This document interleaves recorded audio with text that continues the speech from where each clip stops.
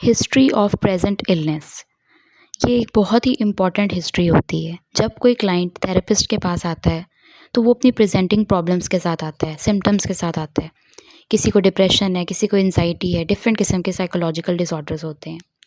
अगर हम बात करें हिस्ट्री ऑफ प्रेजेंट इलनेस की, तो वैसे तो एक थेरेपिस्ट को बहुत सारी हिस्ट्री क्लाइंट की मिल जाती है, personal, family history, marital history, लेकिन सबसे ज़रूरी होती है HOPI, यानी हिस्ट्री ऑफ प्रेजेंट इलनेस, जिसमें एक क्लाइंट की क्या बात पता चलती है कि उसका जो मसला शुरू हुआ है, उसके जो सिम्टम्स शुरू हुए हैं, उसके पहले की सारी हिस्ट्री जो उसकी होती है वो HOPI कहलाती है।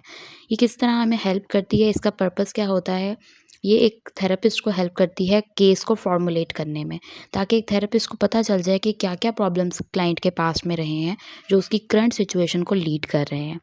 इसके अलावा थेरेपिस्ट ने क्लाइंट को एक डायग्नोसिस भी देना होता है कि उसको कौन सा डिसऑर्डर है।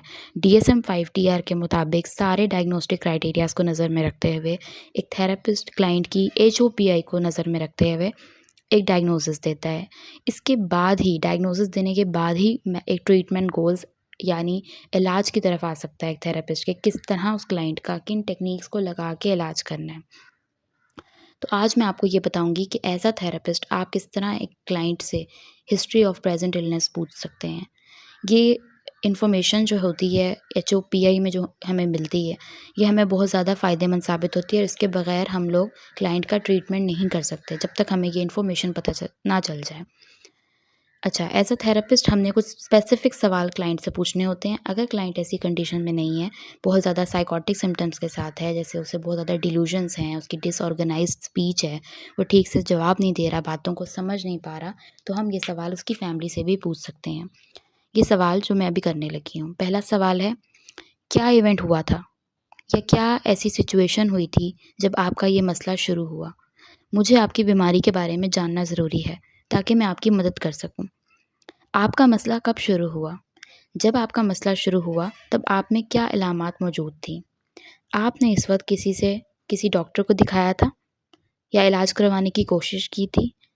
आपने इलाज कहाँ से करवाया था? जब आपने इलाज करवाया तो वो कितना अर्सा चला? इसके बाद कोई बेहतरी आई थी? तो ये सारे सवालात जो है वो डिफरेंट किस्म के मोमेंट्स पे पूछे जा सकते हैं। ज़रूरी नहीं कि सारे सवाल एक साथ ही पूछे जाएं। ये क्लाइंट जिस तरीके से जवाब देगा या किस तरह से उसकी फैमिली मेम्बर जो भी जवाब दे रहा होगा, ये उस पर डिपेंड करता है कि आपने अगला सवाल करना है कि नहीं। लेकिन बेसिक मैंने आपको लिस्ट जो है वो क्वेश्चन की बता दी है कि किस तरह आप ये इंक्वायर कर सकते हैं हिस्ट्री ऑफ प्रेजेंट इलनेस। ये किस पे फोकस कर रही होती है?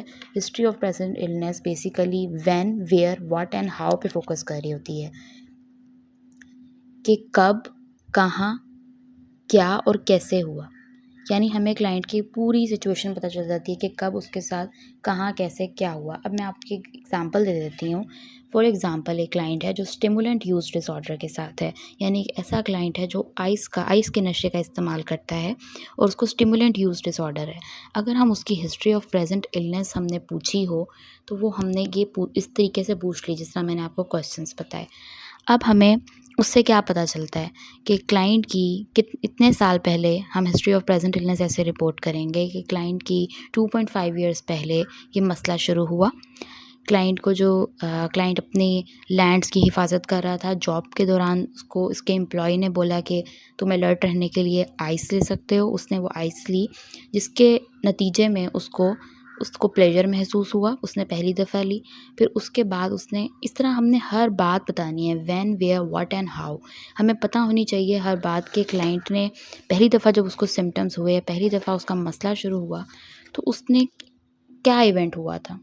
ठीक है, उसकी ज़िंदगी में मसला शुरू होने की पहले की सारी हिस्ट्री हमें पता होगी, तो हमें ये पता चलेगा कि कौन से फैक्टर्स जो हैं वो क्लाइंट की करंट प्रॉब्लम को लीड कर रहे हैं और उसको कितना अरसा कौन से सिम्टम्स रहे हैं और फिर वो ख़त्म कैसे हुए हैं, और फिर करंट सिचुएशन पे हम क्लाइंट की आते हैं।